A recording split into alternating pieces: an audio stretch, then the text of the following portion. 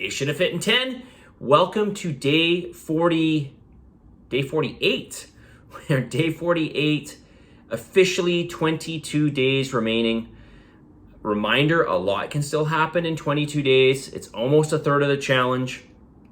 Well, actually, given that you've got a couple extra days, right? Because we're not going to run the scans till after the challenge is done. You still got a good third of the challenge to go. So, keep going. You've got to keep sprinting, right? Even though, the finish line is on the horizon, it doesn't mean slow down. Okay, and this includes your feedback to me, which I'm getting very little. I'm all done the feedbacks now. And of course, sending me your food journals. Not getting very many food journals. This is not a good sign. Now, if you haven't booked your scan, please make sure you do. Go to www.calendly.com/train-on-main. Book your scan, even if you don't think you made progress. And believe me, I've had so many people in the past come to me and say, listen, I know I didn't make any progress. For whatever reason, they believe it. Okay, they didn't lose any weight, or they didn't, just for whatever reason, they don't think they did well. And more often than not, people that think this do quite well. Okay, sometimes exceptionally well. So book your scan, come on in, and let's just see where you lie. Okay, let's see. There's no sense in hiding from it, right? You paid for it, you're in it. Let's do the scan. I'm here to help you. And remember, the hardest part of this challenge is to keep going. That's the hardest part. But it's just a mindset. That's all it is. It's just a mindset. One other thing I wanted to mention here too is this morning, I've got a couple people mentioning it to me, but this morning specifically somebody had talked to me about, what to do after this challenge, because, we need to follow something that's, easy to some degree. I don't want to say easy, but, people are like, well, what do I do? And, I can't expect you guys to really fully maybe appreciate this or understand this. Of course, you are going to get an exit strategy, right, at the end of this challenge. But ultimately, you need to eat a sufficient amount of calories. How much calories? Somewhere within the amount of calories that you were eating throughout this challenge. Okay, don't drop your calories that much. Okay, if you're within that range, right now, okay, and this doesn't even apply to everybody. Some people, there's been some people I've actually increased food. But right now, there's no more than 9% drop in calories. Okay, so if you're within 10% of the calories I gave you for this challenge, and you maintain that going forward, you're going to, at the very least, maintain, if not continue to make progress up to a certain point. Okay, so, and you might say, well, this is just not realistic. Well, I don't know what you expect. You want to just eat whatever you want, or you don't want to manage your calories. Listen, there are many things you can do that can help you. For example, just say like eating real whole foods and trying to get a good amount of protein every meal. Yeah, chances are you're going to eat less calories overall day to day, relatively speaking, than if you didn't do that. Okay, but if you really want to know what's going on, there's just no two ways about it in terms of calorie consumption, and more specifically, the amount of macros you're eating.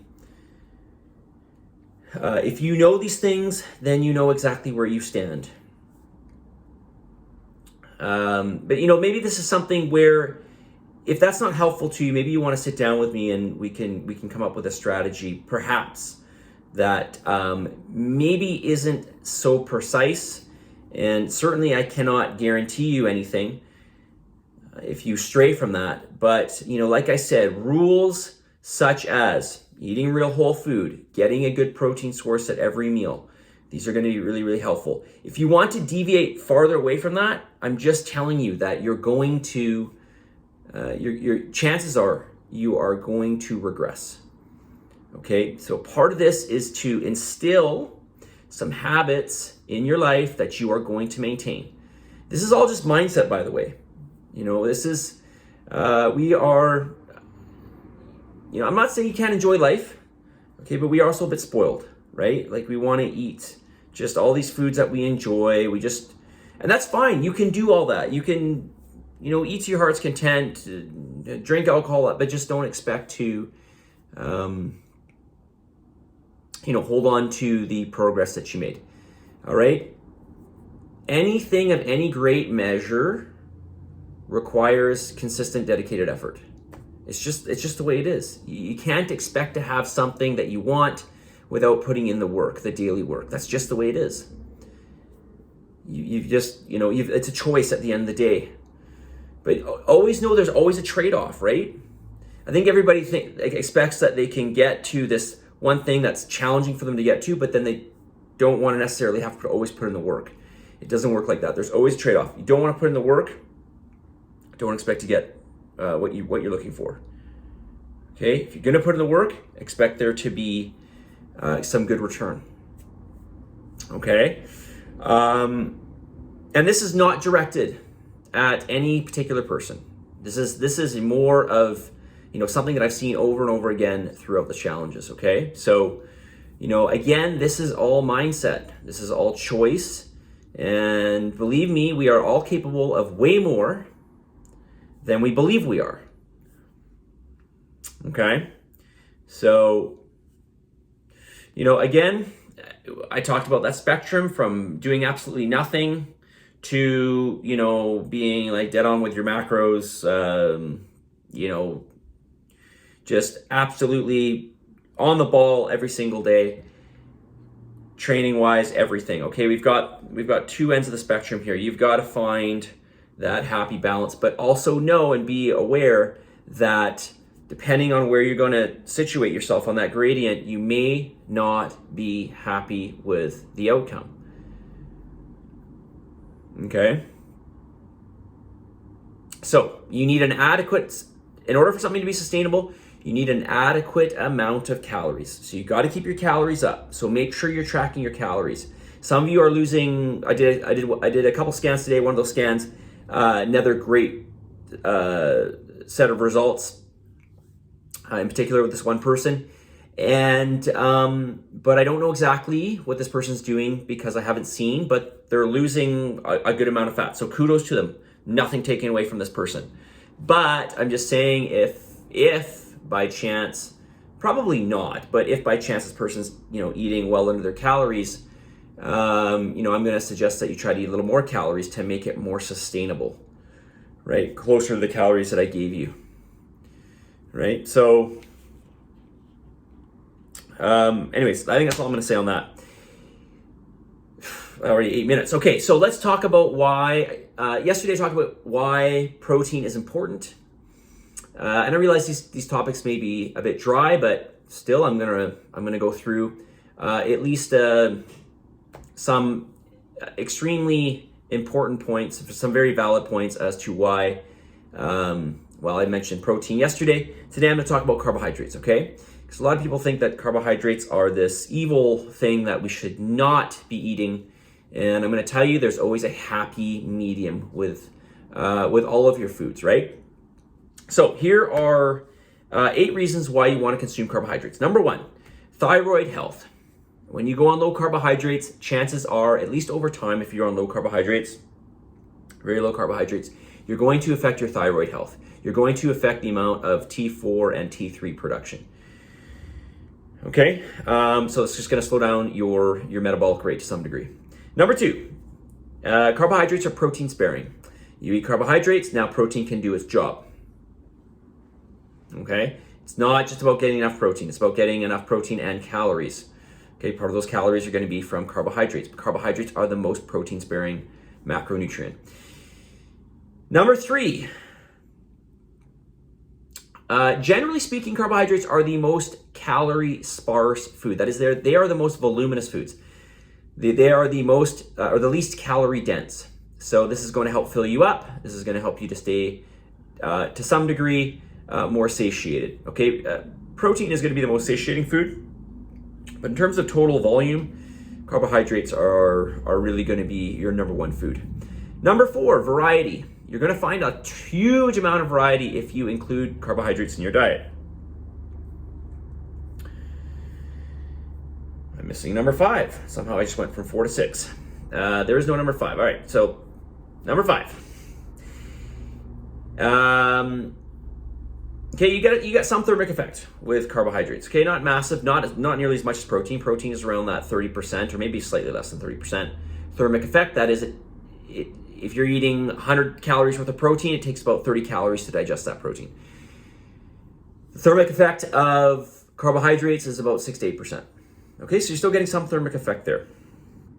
Plus, as I mentioned, thyroid health, right, which is going to help to keep your metabolic rate elevated. Number 7. For the most part, this is where you're going to get all of your phytonutrients. Okay, antioxidants, resveratrol, lycopene, lutein, isoflavonoids, anthocyanins. The list goes on. Okay, these are all important. They're not essential for your health. They're not like micronutrients, but they are things that are going to help with your health. Okay, especially, fighting off things like cancer. Number 8. Well, I guess this is number 7, since I don't have a number 5. Fiber. Fiber is a carbohydrate. That's just the way it is. So, you're going to have to, if you're going to get some fiber in your diet, you're going to get some carbohydrates, because fiber falls within carbohydrates. Granted, it is a lot different than sugar and starch. You need fiber. Okay, so if you're going to eat fiber, you're technically eating carbohydrates. So we need to get in fiber, both soluble and insoluble. Okay, all right, 12 minutes. I will talk about why dietary fat is important tomorrow. All right, message of the day.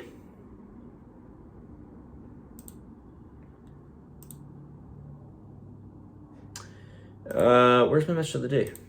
Here we go. On this day 48, surround yourself with people who elevate your game. And this goes for all aspects of your life. Okay, I realize this is not always going to be the case, but for the most part, you've got to surround yourself with people who are going to elevate you, not bring you down. Okay, at the very least, keep you at par. Okay, but listen, if you surround yourself with people who push you, you will naturally just push yourself more. You will naturally demand more of yourself. All right, so it's not something you have to do, but certainly if you're looking for more out of your life, then surround yourself with people who are going to elevate your game, not bring you down, and certainly not tell you that you shouldn't be doing things to improve your health. I know I've had a couple instances where people have told me this, people around them maybe not so enthusiastic about them doing something to better their health, better their body composition, better their mind state, their state of mind, excuse me. And so, I'm not saying you gotta ditch people in life, but I think it is important to surround yourself with positive, uplifting people who are going to help you to push yourself, especially outside of your realm of comfort, right? Positive energy, positive vibes, believe in yourself, for the love of God, give some gratitude. I'll talk to y'all tomorrow.